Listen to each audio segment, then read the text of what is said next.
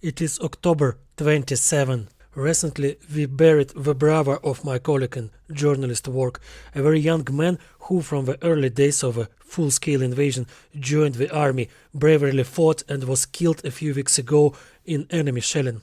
His entire family was present at the funeral. They were all grey with grief, standing with trembling arms, unable to do more than cry or pray.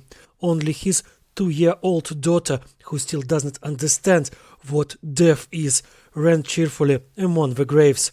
When the funeral was over and a wooden cross with a photo of a fallen soldier was placed over his fresh grave, she ran up to the portrait of her father and began to show a small Ukrainian flag to this portrait. She told how kind people gave her this flag, how she would play with it waiting for her dad.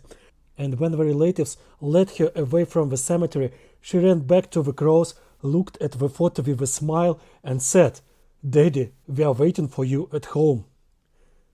She doesn't understand that her dad is no longer there. She still thinks it's some incomprehensible adult game, just hiding her father somewhere and not seeing him for a long time. She doesn't like this game much, but if the adults decided to play with her, what can she do? She'll wait for her dad.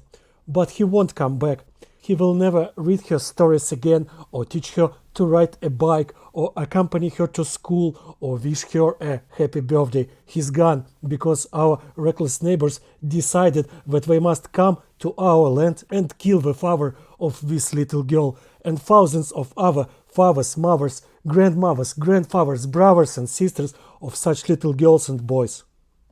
You know, for me, Russia now forever associates with those grey people at the funeral, with an unquenchable grief, with endless rows of graves where very young people lie. And when someone, even many years later, starts talking about the need to forget all the evil brought by the Russians, to forgive them for their terrible crimes, I will see in front of my eyes that 2-year-old girl talking to the photo of her father on the grave.